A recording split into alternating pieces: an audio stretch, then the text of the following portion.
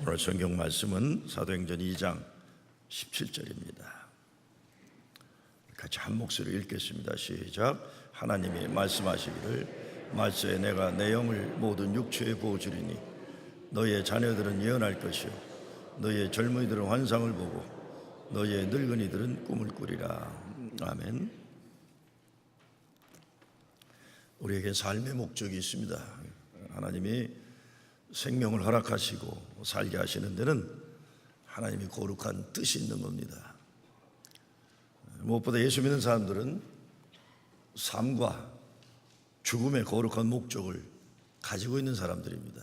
왜 사는지, 죽으면 어떻게 되는지, 살아도 죽어도 하나님 기쁨과 영광을 이루는 꿈을 회복한 사람들입니다. 이런 목적의 회복과 꿈을 회복하는 것이 오늘 본문에 나오는 초대교회의 역사입니다. 예수님 십자가 죽음은 눈으로 목격한 분명한 객관적인 사건이었습니다. 그렇기 때문에 이 두려움과 실망과 좌절의 길로 가던 제자들이 부활하신 주님을 만났고 예수님이 약속하신 성령을 기다렸고 성령 받고 예수가 그리스도심을 증거하는 능력을 가지고 복음을 증거하는 교회가 되었던 것입니다. 우리 연합감리교 교회 부흥회 한 30년 전부터 큰 도전과 용기를 줬던 책이 하나 있습니다. 딕 윌스 목사가 쓴 Waking to God's Dream인데 하나님의 꿈으로 다시 깨어나다 이런 책입니다. 이분이 30여 년 전에 교회에 파송됐는데 이 교회가 갑자기 앞에 하이웨이가 들어오는 바람에 문 닫게 생긴 교회가 됐습니다. 그러니까 사람들은 남아있는 나이 많은 늙은 교인들 천국 가면 장사 지내고 문 닫으면 되는 교회라고 생각하고 있었어요. 근데 이 교회가 180도 돌아서서 당시 연합감리교회 최고의 부흥에 도전을 주는 그런 교회가 됐었습니다. 저도 우리 젊은 목사 몇 명과 오래전에 목사님을 그 교회 가서 방문하고 도대체 이 교회는 왜 이렇게 부흥했는가? 그분이 말씀이 책 제목이에요. 설명이 안 된대요. 조건적으로 상황적으로 교회가 부흥할 수 있는 교회가 아닌데 그저 아무리 생각해도 하나님의 꿈으로 깨어난 것밖에 없다. 그래서 책 제목을 Waking to God's Dream이라고 한 겁니다. 교회가 문 닫게 생긴 상황이니까 남은 늙은 교인들하고 얘기하기를 그러면 교회 존재 목적에 집중하자 그랬던 거예요. 그게 뭡니까? 딱 두 가지만 한다. 우리 성경 말씀에 깊이 있게 말씀에 묵상하고 말씀을 깊이 있게 배운다. 두 번째, 고통받는 세상을 치유하는 교회 되겠다는 겁니다. 예수님이 세상의 빛과 소금 되라고 그랬으니까 어떻게 이 교회가 여기에서 세상의 빛과 소금 될 것인가. 제가 오래전에 갔을 때도 보면 교회 그냥 마당에 넘치는 물건이 필요한 사람들 이렇게 만나는 게 참 많았어요. 어디라도 세상에 아픔이 있다 그러면 찾아가는 일들을 시작을 했는데 교회가 부흥을 해버리고 연합감리교회에 엄청난 도전을 주고 그래서 결국 대구에서 목사는 나중에 내시빌 지역 감독으로 사역하다가 은퇴하고 말았습니다. 근데 그 목사님은 항상 보면 할리 데이비슨 오토바이 타고 다니는 멋쟁이 목사님이셨어요. 하나님의 꿈으로 말씀에 순종해서 세상의 빛과 소금 되는 교회 되었더니 이런 일이 일어났더라 이런 겁니다. 하나님이 주신 꿈을 우리도 회복해야 합니다. 예수의 제자들 예수님 십자가 달려 돌아가시면서 각각 개인이 가졌던 출세의 꿈은 깨졌어요. 그런데 하나님은 모든 잃어버린 상황에서 그들을 다시 일으켜 세워주셨습니다. 예수 십자가 죽음 앞에서 쓰러졌지만 예수 부활로 그들 다시 살아났고 자신들의 꿈은 깨어졌지만 하나님의 꿈으로 일으켜 세워지게 된 겁니다. 오늘 성경에 보면 성령이 임하면 어린 자녀들이 예언을 하고 젊은이들이 환상, 비전을 가지게 되고 늙은이들이 꿈을 꾸리라 이렇게 약속을 합니다. 그게 바로 그거죠. 우리 자녀들이 예언한다는 것은 그들 심령 가운데 하나님의 말씀이 담겨있는 삶을 산다는 겁니다. 그러니까 어려서부터 성경 말씀으로 우리 아이들의 마음과 생각과 머리가 채워져야 되는 거예요. 하나님 말씀의 저수지에서 우리 아이들이 물을 마시며 살아가는 겁니다.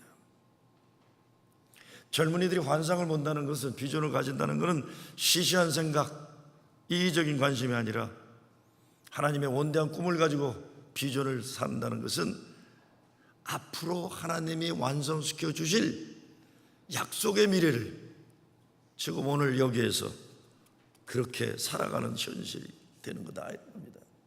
앞당겨서 살아가는 거예요. 10년 후에, 20년 후에 요셉의 꿈을 이루어졌던 것 같은 그 꿈이, 그것을 오늘 앞당겨서 우리 젊은이들은 이미 얻은 자답게 살아간다. 그렇죠? 근데 늙은이들이 꿈을 꾼다. 그래서 이것이 성령 강림 역사의 핵심입니다. 소망에 끊어진 자들에게 하나님의 약속이 이루어진다. 늙은이들이 하나님 나라 거룩한 구원의 역사에 아름답게 쓰임 받는다. 이 얘기입니다. 구약 에스겔서에 보게 되면 하나님의 에스겔을 언덕 꼭대기에 들어가셔서 보여주시는 게 있습니다. 그게 뭡니까? 계곡의 질박에 널려있는 뼈다구들이에요. 근데 영어로는 very dry bone이라고 그랬으니까 아주 메마른 말라버린 뼈다구들이에요. 그때 하나님이 선지자에게 묻지 않습니까? 저것들이 살아날 수 있겠느냐? 저것들이 살아날 수 있겠느냐? 그때 에스겔이 뭐라고 합니까? 주님은 아십니다. 주님은 아십니다. 어떻게 돼요? 성령의 바람이 불어왔더니 마른 뼈다귀들이 하나님의 군대가 되어 일어났더라. 이렇게 돼요. 하나님의 군대가 되어 일어났더라. 오늘 성경 말씀도 제자들 가운데, 초대교회 가운데 하나님의 바람, 성령이 임한 거예요. 저는 우리 이민 온 사람들은 하나님의 꿈은 이것만큼은 확실히 붙잡아야 된다고 생각합니다. 태평양을 건너올 때 가졌던 개인의 꿈들은 쉽게 깨어질 수 있어도 미국 땅에서 우리가 살아가야 되는 삶의 믿음의 거룩한 꿈, 이거는 놓치지 말아야 된다고 생각해요. 저는 목회를 하면서 제 나름대로 사람들이 불가능하다고 평가했던 사람들이나 끝났다고 생각하는 교회가 일어나고 부흥하는 것을 경험했었습니다. 무엇보다 어렵고 힘든 교회 현실에 하나님이 불어주신 바람이 불어와서 늙은 고목나무와 같은 교인들이 레바논의 백양목처럼 쓰임받는 기적도 볼 수 있었어요. 아, 저게 기적이구나. 저보고 지금 다시 하라고 하면 맨정신으로는 안 할 겁니다. 그게 뭐냐? 제 목회에서 가장 힘들고 어려웠으면서도 가장 보람있고 행복했던 경험이 예배당 건축이에요. 예배당 건축. 진짜 힘들어요.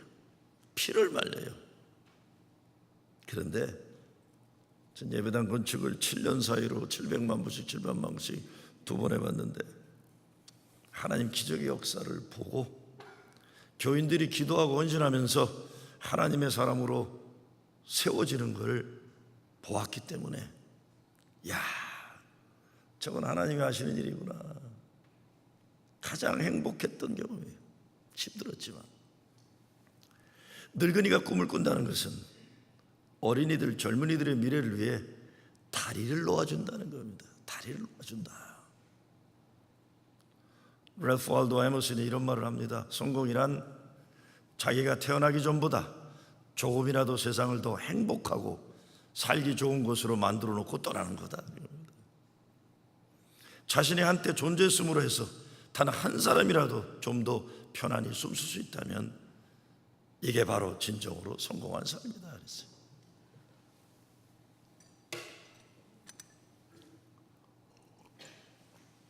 성경 본문 말씀을 보면서 전 정말 늙은이가 꿈을 꾼다는 것이 미래를 열어가는 얼마나 중요한 하나님의 역사인지 공감하지 않을 수 없습니다. 제가 21년 전에 제가 전에 섬겼던 교회 파송받아 갔는데 얼마 되지 않아서 그 교회에서 연세가 제일 많은 여자 권사님 두 분이 데뷔마마들이 찾아오셨어요. 워낙 심통이 세신 데뷔마마들이었는데 저를 찾아오니까 제가 긴장을 했어요. 권사님들 어찌하여 이렇게 왕림하셨나이까? 제가 했더니 갑자기 평상시 안 하던 노인네들이 자세를 바르게 하시더니 목사님, 우리가 이제 살아야 얼마나 살겠어? 그래서 많이 사실 것 같은데요. 그랬더니 우리들이 교회에서 나이가 제일 많은데 소원이 있어 그래요. 그래서 갑자기 노인네들이 무슨 또 소원이 있으실까? 혹시 교회에서 문제돼서 됐던 이 선임 목사님을 또 뭐 어떻게 복귀해달라는 건가? 뭐 별 생각을 다 했어요. 그래서 아이 권사님들 왜 이러세요? 그냥 속 편하게 말씀하시지 하시던 대로 하세요. 그랬어요. 그리고 소원이라고 하시는데 제가 들어드릴 수 있으면 들어드리지 왜 이렇게 어렵게 얘기하세요? 그랬더니 갑자기 이렇게 부탁하시는 거예요. 두 가지 부탁이 있어 그래요. 제가 39살 때 그때가 첫째, 교회 주차장에 고등학생들 놀 수 있도록 농구대 하나 세워줘 그래요. 아니 이런 거 그렇게 어려운 게 아닌데 왜 이렇게 부탁을 하실까? 근데 그 교회가 그 당시는 아스팔트도 없고 그냥 폐부가 안 된 주차장인데 애들이 놀 데가 없었어요. 농구대 하나 세워달라 그래요.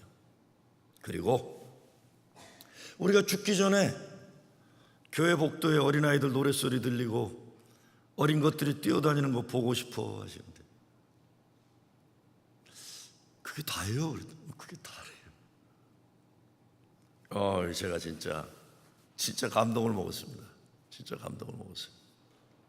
진짜 그게 다예요. 그게 다예요. 워낙 노인들만 많은 교회였기 때문에 주일학교나 중고등학생이 별로 없었던 것이 이 두 분이 새로운 젊은 목사 못마땅하다가 두 분이 기도하다가 아마 생각해 이 부탁을 한번 해보자 이렇게 된 건데, 근데 문제는 교회가 좀 부흥하기 시작하더니 건축을 하게 된 거예요. 예배당을 건축한다고 하면서 제가 뭘 제안했겠습니까?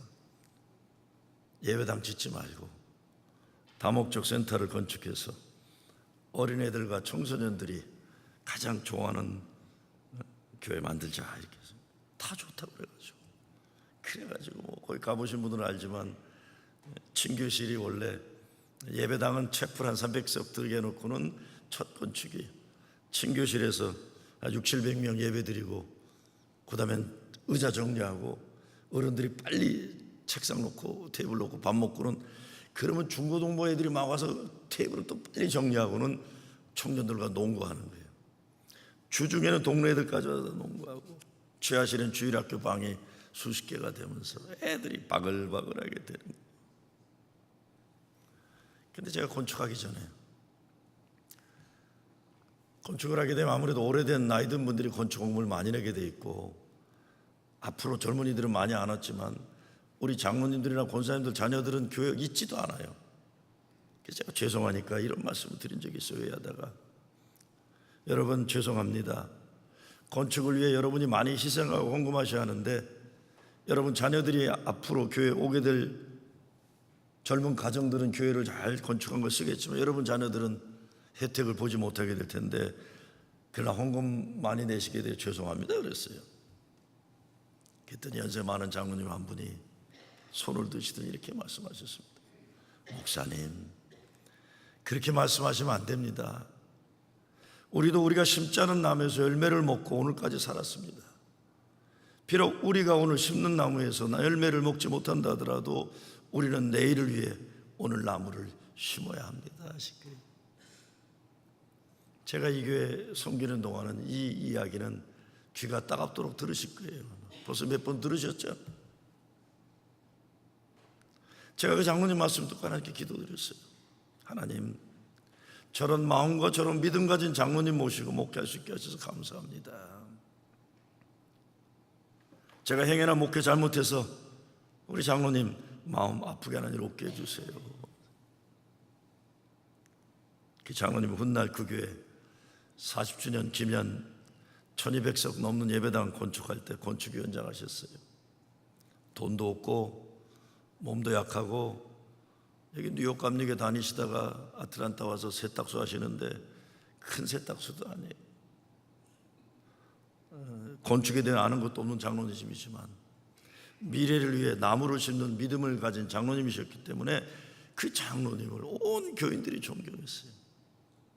온 교인들이 존경했어요. 뉴욕에서 오신 장로님은 뭔가 다른가 보다 이렇게 존경했었어요. 우리 교회 출신이 아니라 뉴욕 감리교 출신이셨어요. 그 장로님과 같은 늙은 장로님들이 거룩한 꿈을 꾸셨기 때문에 지금 그 교회는 예배당만 크게 건축한 게 아니라 미국 이민교회 가운데 어린이, 청소년, 젊은이 목회 어디다 내놔도 부끄럽지 않은 교회로 부흥할 수 있었어요. 바로 오늘이 그 교회 영어 목회 20주년이에요. 그래서 영어 목회자가 목사님 와서 설교해 주세요. 야, 내가 지금 교회 빌 수 없다. 그래서 어제 그제 제 사무실에서 영상 계속 받고 찍어가지고 그때 무슨 말을 해서 떠나온 목사가 무슨 말을 해서 결국 어떻게 했습니까? I love you 이거를 이제 끝나고 말아요. 전 지금도 잊혀지지 않는 게 제가 그 교회를 18년 목회하고 프로징으로 왔는데 제가 떠나는 주 오케스트라 연주회를 크게 했어요. 그러고는 마지막 순서에 젊은 사람들이 쭉 나와서 특송을 하는데 왜 쟤네들이 나와서 특송했을까 했더니 오케스트라 지휘자가 마이크 잡고 그러더라고요. 오늘 여기 서 있는 이 젊은이들은 다 18살 된 젊은이들입니다. 이 가운데 많은 어린이들은 우리 오늘 떠나는 목사님이 세례준 어린이들입니다. 그러고 떠나왔어요. 제가 뉴욕에서는 비록 이렇게 구박당하고 무시당하지만 한때는 사랑받았던 목사입니다. 저도. 오늘 성경 말씀 참 신기해요. 예언과 비전은 어린아이와 젊은이들의 몫이 되게 하고 꿈은 늙은이 것들이 되게 하시는 거예요. 하나님 뜻이 참 신기하고 놀라울 뿐이에요. 늙은이들로 하여금 꿈을 꾸게 하시는 이유가 뭘까? 1978년도 노벨 평화상을 에집트의 안와르 사다트 대통령과 이스라엘의 메나킴 베긴 수상이 공동 수상했어요. 지미 카르 대통령이 이 두 사람을 미국 캠프 데이비스로 불러가지고 더 이상 싸우는 거 좀 그만해라. 중동 평화협정을 이뤄낸 거예요. 근데 지미 카르의 자서전에 보게 되면 그렇게 기도를 하고 두 사람을 불렀는데 안 되더래요. 아랍과 이스라엘의 평화협정이 안 되는데 포기하고 각자 집으로 가야 되는 날 아침에 백인 수상이 찾아왔다는 거예요. 눈물이 글썽한 얼굴로 찾아와서는 사다트를 다시 불러달라. 왜 그러냐? 내가 이제 이스라엘로 가려고 짐을 싸는데 이 사진이 떨어졌다. 이게 뭐냐? 내 손자 사진이다. 내가 미국에 가려고 짐을 싸는데 내 손자가 오더니 할아버지 어디가? 미국 간다. 왜 가? 니네가 살아가는 나라, 세상은 전쟁과 분쟁이 아니라 평화를 이룬 세상 만들기 위해 간다.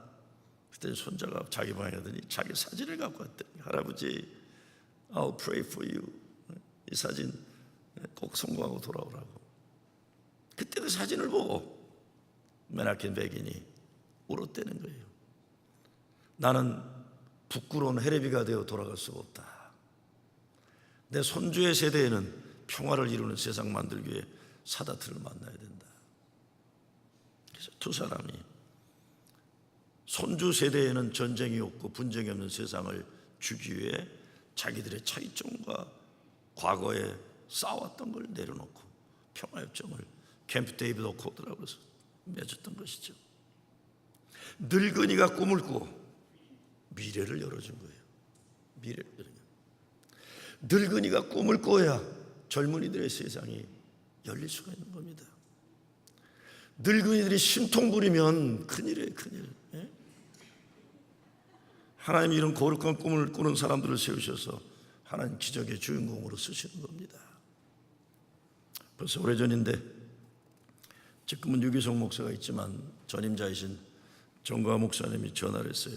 야, 김정호 목사, 태평양 시대의 지도자. 그래서 그 말에 제가 뿅 가고 말았어. 내가 태평양 시대 지도자라고 그러니까 뭐 왜요 목사님? 그랬더니 동경에 교회가 아주 어려운 교회가 있는데 600만 불 선교센터 줘야 되는데 힘드니까 와서 집회 좀 인도하래요.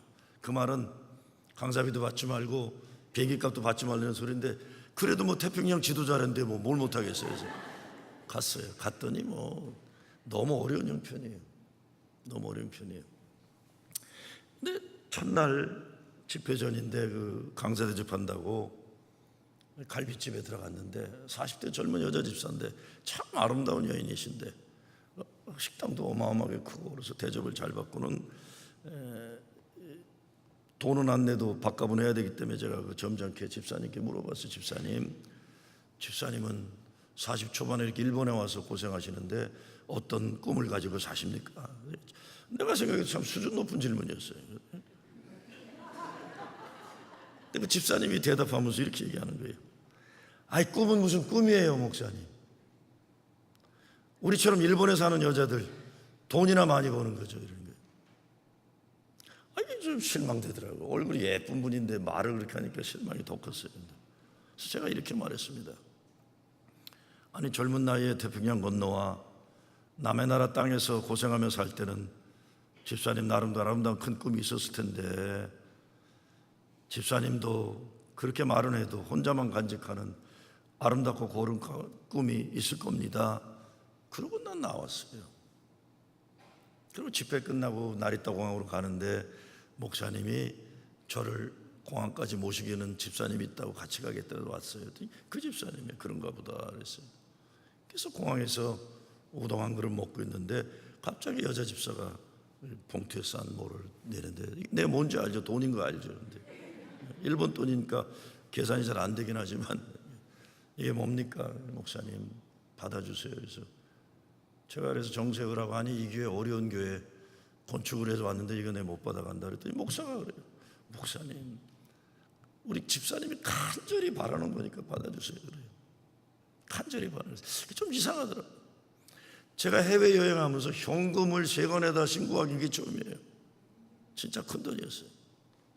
그런 걸 잊어먹었어요. 몇 년 전에 연락이 왔어요. 동경 영광교회인데, 중앙영광교회인데 목사님,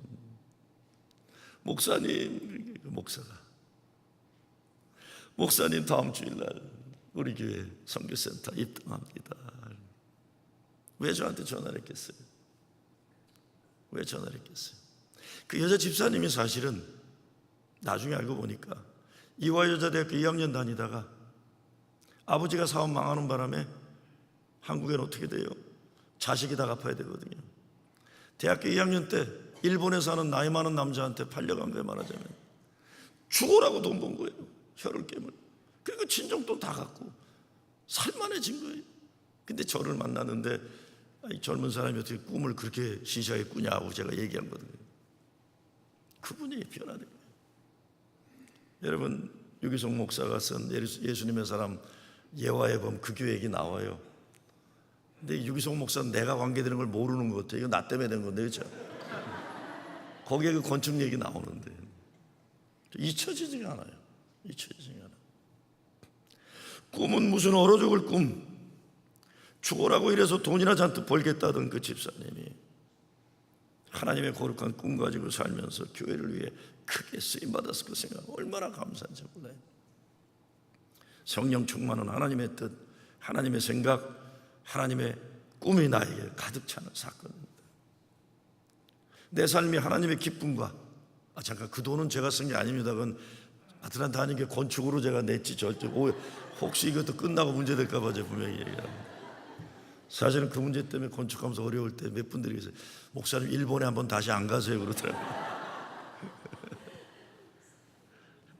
저는 그래 본 적은 없어요. 목회하면서 그렇게 들어오는 것은 건축원금이지 제 개인 커피 사 먹는 적 없습니다. 내 삶이 하나님의 기쁨과 하나님의 사랑과 은혜로 충만한 게 정말 세상 살면서 우리 몸과 마음에 익숙해 있는 경험, 상식 이런 것들을 뛰어넘는 하나님의 역사를 체험하는 거죠. 초대교회 오순절 성령 강림을 통해 놀라운 일이 많이 벌어지잖아요. 다락방에 모여 두려움에 떨고 있던 제자들이 예수 구원의 복음을 가지고 담대하게 복음을 증거하는 사람도 된 거예요. 사람이 변한다는 건 참 어려운 일입니다. 사람의 노력과 의지로 변화되는 하늘의 별따기 하나님이 관여하시는 역사가 있어야 돼요. 이것이 초대교회에 임했던 성령 강림의 역사입니다. 오늘 우리가 성령님이 내 삶에 오셔서 변화시켜 주시기를 사모할 수 있어야 됩니다. 우리 인생의 변화를 갈망할 때 주여 나를 변화시켜 주시옵소서 하시죠. 근데 사람들은 성령 받아 능력 발휘해서 기적 같은 일이 일어나는 것에 초점을 맞추지만 성경을 잘 들여다보고 교회 역사를 보다 보면 부흥의 역사 이전에 회개의 역사가 다르게 되어 있어요. 1907년도 평양 장대현 교회 부흥의 역사 이전에 원산 감리교 회개 운동이 우선되었던 게 교회 역사입니다. 사도행전 2장 37절에 보면 저희가 이 말을 듣고 마음에 찔려 베드로와 다른 사도들에게 물어가로되 형제들아 우리가 어찌할까 하거늘 그랬어요. 영어로는 When the people heard this, they were cut to the heart. 그래서 가슴이 찔렸다. 심장이 찢어지는 것이 아팠다. 성령은 뻔뻔한 심장에 들어올 수 없어요. 말씀을 듣고도 찔림이 없는 황폐한 심령에 성령이 역사하기 어려운 거예요. 가난한 마음 되는 거죠. 그래서 어떤 분은 하나님의 은혜가 들어갈 수 있는 마음 되어야 된다는 거예요. 하나님의 은혜가 들어갈 수 있는 마음. 너무 자기 고집과 교만, 욕심으로 가득 차 있는 마음에 성령이 들어갈 공간은 없는 겁니다. 종교적인 체험을 네 가지로 나눈다. 첫째는 알고 있는 것, 반복해서 경험하는 거예요. 전통적인 보통 오래된 전통적인 교회가 이런 거예요. 옛날에 알고 있던 거 자꾸 확인하는 거예요. 옛날에 좋았던 거 자꾸 이야기하는 거예요. 더 깊이, 더 높게, 더 멀리 말씀 가지고 변화되는 교회가 아니라 옛날 거 가지고 울고 먹는 거예요. 이게 최고다. 옛날에 내가 알았던 게 이게 최고다. 그렇죠. 하나님의 역사를 과거에 집착해서 제한하는 겁니다. 이민교회에 대해서 뭐 마음의 고향이다 이런 얘기 하잖아요.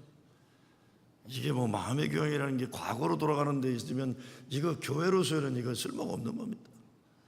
이민교회는 광야에서 노예에서 광야로 거쳐 가나안 땅으로 전진하고 또 전진하고 어렵고 힘들어도 하나님 약속 믿고 같이 믿음에 동지되어서 전진 또 전진이에요.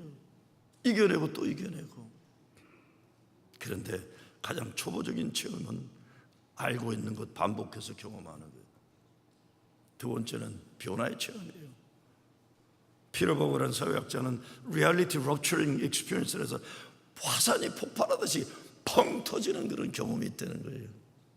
그게 보통은 방언에서 방언이 무슨 뭐 딴 게 아닙니다. 상식적으로 합리적으로 이게 안 되니까 그냥 펑 터져 나오는 역사들이 있는 겁니다. 주체할 수 없는 그 기쁨, 터져 나오는 찬양. 기도도 뭐 천천히 합리적으로 남 듣기 못해 그냥 따따따따따 그냥 따반총 나오더니 거예요. 무슨 말인지 자기도 모르고 남도 모르지만 이건 터져 나오는 거예요. 하나님의 은혜가 넘치고 또 넘치는 거예요.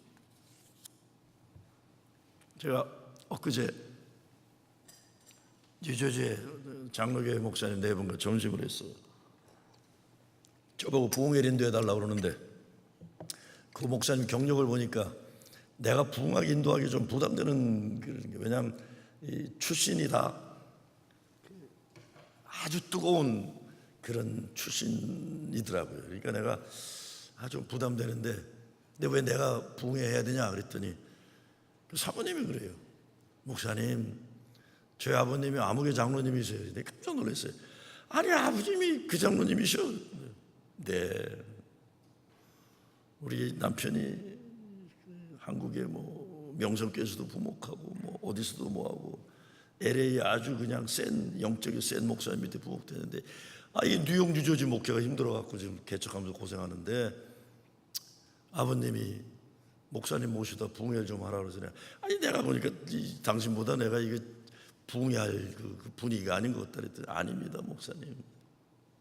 근데 그 장로님은요, 어느 정도로 센 장로님이냐면 성경 공부를 그분은 꼭 지하실에서 하셨어요. 제가 가끔 야 오늘 지하실에 누가 싸우냐 그렇게 시끄럽냐 그러면 목사님 아니에요. 한 장로님이 성경 공부하시는 거예요. 이분은 성경 공부 끝날 때는 꼭 통성으로 기도를 하는데 이게 꼭 방언인데 그냥 방언이 아니라 꼭 다 무릎 꿇게 하고 이 카펫을 손으로 두둥기면서 방언을 하는 거예요. 야 너 왕왕 막 두둥두둥. 그래서 난 그 장로님 성경 공부할 때 꼭 스타벅스 가서 있었어요. 그냥 시끄러우니까요. 장로님 오래 사셔야지 이렇게 오늘 살다 죽을 것처럼 기도하시면 어떡합니까? 장로님 오래 사셔야지. 목사님 나 이것밖에 몰라요. 그래 그분은 나 이런 것밖에 몰라요. 방언도 보통 센 게 아니에요. 나도 그런 거 좀 해보긴 했지만 또 그렇게 센 사람 처음 봤어요. 아이고 그 장로님이 아버님이셔. 그럼 내가 집회해야지 그랬어요. 내가 집회해야지. 그 장로님이 부탁하는데 이게 럽처링 익스피리언스예요. 터져 나오는 세 번째 인생길 전환입니다. 성령 체험은 하나님의 부름. 베드로가 어부 생활 그만두고 사람 낚는 어부가 된 것, 하나님 부름 받아 완전한 새 인생 사는 것. 예수님이 예루살렘 성령 받기 전에 떠나지 말라고 한 게 그거예요. 예루살렘에서 성령 받고 온 유대와 사마리아 땅끝까지 예수가 그리스도심을 증거하는 것. 이게 성령의 체험이에요. 마지막 하나님께 사로잡힌 바 되는 거예요. 이게 하나님과 함께하는 신비로운 변화예요.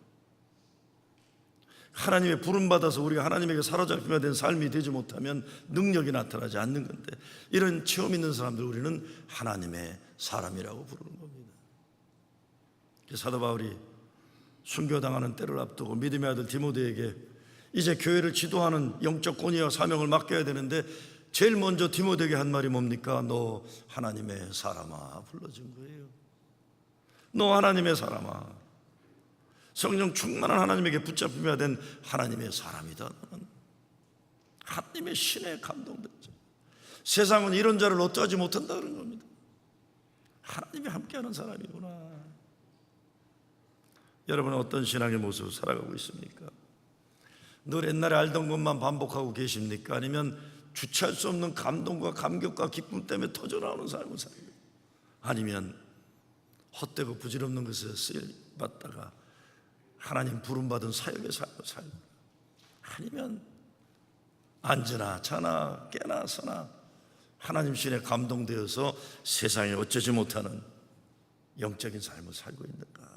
하나님 기쁨 영광, 마음의 찔림을 가지고 변화되기를 사모하게 될 때 회개가 있으면 거기에 성령의 역사하심이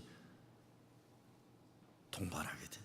그래서 베드로가 뭐라고 합니까? 너희가 회개하여 각각 예수 그리스도의 이름으로 세례를 받고 죄사함을 얻으라. 그리하면 성령을 선물로 받으리라. 이렇게 하는 겁니다. 먼저 회개하라 그랬어요. 먼저 회개하라. 그리고 각각 세례 받고 죄사함을 얻으면 하나님이 성령을 선물로 주신다. 저는 이 회개가 교회 부흥보다 우선되어야 된다고 생각합니다. 제가 정말 우리 교인들에게 죄송한 거는 제가 우리 교회 처음 와서 교인들에게 좀 질타하는 설교를 많이 했었어요. 질타하는 설교. 왜냐하면 교회가 어려운데 다 잘한 사람만 남아있더라고요. 잘못했다고 말하는 사람은 없더라고요. 저는 상식적으로 이해가 되지 않았기 때문에 그랬던 거예요. 교회가 부흥되기를 바라면 회개하는 교회 지도자들은 회개하라는데, 제가 좀 실수한 건 장로님들 머리 빡빡 깎으라는 건 제가 실수한 거예요. 이거는요. 장로님들이 머리 깎고 금식하시고 회개하시라고 그랬다가 지금까지도 제 인생이 고난하고 고단스러운데 정말이에요. 지금도 변함이 없어요. 지금도 변함이 없어요. 회개의 역사가 있어야 부흥의 역사는 따르게 되는 겁니다. 그래야 성령의 역사가 있는 교회가 시대를 속량하는 교회가 될 수 있는 거예요. 세상에 빛과 소금 되기 위해서 뭔가 교회가 다른데, 야, 저 사람들은 다르구나. 저 사람들은 진리가 있구나. 저기는 정의로움이 있구나. 아름다움이 있구나. 선함이 있구나. 거룩함이 있구나. 디모데전서 1장에 보면 사도 바울이 변화된 자기 인생을 생각하면 이렇게 말합니다. 나를 능하게 하신 그리스도 예수 우리 주께 내가 감사함은 나를 충성되이 여겨 내게 직분을 맡기심이니 내가 전에는 회방자여 핍박자여 보행자였으나 도리어 궁의를 입은 것은 내가 믿지 아니할 때에 알지 못하고 행하였음이라. 믿지 않을 땐 그렇게 했는데 믿고 나서는 그러면 안 되는 거 아니에요. 직분 받고 나서는 그러면 안 되는 거 아니에요. 근데 어떻게 예수쟁이들이 안 믿는 사람보다 더 못돼 먹을 수가 있습니까? 지금 참 비극적인 교회 현실이에요. 제가 물론 아버지 할아버지가 다 목사라고 하지만 내가 목사된 38년인데 이렇게 교회 다니는 사람들이 못돼 먹은 시대는 없었다고 저는 생각해요. 세상에 못된 일 교회가 제일 많이 하고 역사 발전에 방해하고 독재자들이나 수고하고 권력자들 앞에서 아첨하고 부끄러워할 줄도 모르는 시대예요. 이게 왜 이렇게 됐냐는 거예요. 왜 이렇게 됐냐. 성령의 역사가 있는 교회는 폐역한 세대를 예수 복음으로 속량하는 사명을 가지죠. 세상을 속량시킬 수 있어야죠. 그러려면 우리가 구별된 거룩한 자가 되지 않고서는 불가능한 겁니다. 성령의 역사가 있어 폐역한 세대에 구원받게 되면서 교회 부흥의 역사가 왔고 부흥의 역사가 일어나게 되니까 저희가 사도의 가르침을 받아 서로 교제하며 떡을 떼며 기도하기를 전혀 힘쓰니라 그랬어요. 말씀 배우는 역사, 성도의 교제 역사, 기도하기 힘쓰는 역사, 이런 꿈을 꾸는데 늙어도 늙을수록 더욱 거룩한 믿음의 꿈을 꾸게 됐다. 우리 감리교회는 세상을 변화시키는 예수 제자 만드는 교회입니다. 예배당 울타리 속에서 끼리끼리 좋아하는 게 아니라 세상에 나가 복음으로 세상을 변화시키는 사명입니다. 이게 사회 정의고 진리의 문제고 세상을 빛과 소금 만드는 거예요. 그런데 이것이 물질 나눔의 역사만이 아니라 날마다 마음을 같이하며 성전에 모이기를 힘쓰고 집에서 떡을 떼며 기쁨과 순전한 마음으로 음식을 먹고 하나님을 찬미하며 또 온 백성에게 칭송을 받았다. 그랬더니 주께서 구원받는 사람을 날마다 더하게 하신다 그랬어요. 칭찬 좀 받아야죠. 교회가 칭찬받도록 좀 변화되어야 됩니다. 칭찬받도록. 물질을 나눠 먹으며 살았다는 그 목적이 아니라 마음을 갖춰요. 예배드리고 하나님께 찬양하는 역사가 일어나니까 사람들이 칭찬하게 되었고 복음이 흥황하는 역사가 일어났더라. 오늘 우리 가운데 성령의 바람이 강하게 역사하기를 빕니다. 사람이 변하고 가정이 변하고 교회가 변하는 역사가 일어나기를 빕니다. 성령 받아서 무기력했던 우리가 능력 받아 예수의 증인이 되는, 무의미한 삶에서 감동과 감격이 넘치는 인생의 변화가 일어나는, 꿈을 꾸는 늙은이들이 성령 충만해서 젊은이들에게 믿음 안에서 누리는 기쁨과 순전함을 유산으로 남겨야 돼요. 성령의 충만함이 열매는 기쁨과 감사예요. 그 사람 얼굴에 나타나고 마음에 있는 겁니다. 저는 이것을 하나님 때문에 인생 역경을 이겨내는 승리의 경험이라고 생각해요. 믿음의 승리로 내 인생이 가득 차는 거예요. 이게 나이를 먹을수록 승리 경험이 많아지기 때문에 하나님의 은혜를 더 깊이 알게 되는 거고 쉽게 요동하지 않는 것이고, 예수님이 내 인생의 주인 되지 못할 때 패배했던 인생 가운데 예수님 십자가 세워질 때 일어나는 승리의 역사의 경험들을 가지고 사는 거예요. 그 젊은이들에게 걱정하지 마라. 주께서 함께 하신다. 걱정하지 마라. 아픔도 고난도 하나님 주신 축복이란다. 견뎌내라. 오직 담대하라. 이게 늙은이들이 하는 일 아니에요. 늙은이들이 꿈을 꾼다는 건 젊은이들에게 다리를 놔주는 거예요. 심통 부리는 게 아니에요. 길 가로막고 이런 장애물 노릇하는 게 아니에요. 늙은이들이 꿈을 꿔야 돼요. 더 이상 못된 짓들 그만하고 늙은이들이 거룩한 꿈을 꿔야 됩니다. 우리 교회도 앞으로 하나님의 꿈으로 다시 깨어나는 과제와 사명이 있어요. 오늘 토요일 맨하탄에 우리 청년 목회를 위해 인수한 건물에 감사예배 드리지만 사역을 시작한다 그러면 이게 보통 어려운 일이 아니에요. 젊은이들은 벌써 가서 청소도 하고 기도하고 있어요. 지난 몇 달 동안 기도하고 준비하고 있는 새롭게 시작되어야 될 20대 30대만이 아니라 40대 50대 영어권을 넘어서서 다인종 다문화 가정도 우리 교회 찾아올 수 있는 영어 예배, 이거 어마어마한 도전이에요. 제가 이게 목이 왜 이렇게 좀 잠겼나 생각해 보니까 이 영어 예배 때문에 내가 스트레스 너무 받는 것 같아요. 아니 나 60 넘어가지고 뭔 영어로 또 설교를 해야 돼 내가 지금 저도 고민이에요. 제가 지난주 김정숙 목사한테 병이 다 났다 그래서 야 너 뉴욕 한인교회 1대 영어 목사였거든요. 야 종성아 네가 우리 교회 와서 영어 목회하면 안 되냐 그랬더니 내가? 그러더니 네 밑에서? 그러더니 아니 내 위에서 내 위에서 그랬더니 뭐라는 줄 아세요? 그래 영어는 내가 너보다 잘하지 그러더라고요. 뭐 그 사람 영어 목회를 했으니까. 여러분 우리 교회에 하나님이 담아주신 어마어마한 가능성들과 하나님의 소원이 있잖아요. 우리 교회가 이 역할을 꿈을 꾸는 늙은이 되어서 다리를 놓아주지 않으면 누가 할 수 있어요? 뉴욕에서 감리교 중에서. 난 딴 교회 다는데 모르겠어요. 그래서 희생과 헌신을 요구하는 거죠. 초대교회 능력의 역사에 늙은이들이 성령받아 꿈을 꾸는 것으로 시작되었습니다. 우리 교회도 하나님의 거룩한 꿈으로 다시 깨어나는 여러분 되시길 주의 이름으로 축원합니다. 아버지 하나님 감사합니다. 늙은이가 꿈을 꾼다고 하셨사오니 우리 교회가 늙은이가 꿈을 꾸는 데게 하셔서 어린이들이 예언하고 젊은이들이 비전을 가지는 교회 되게 하여 주시옵소서. 예수 그리스도 이름으로 기도드리옵나이다.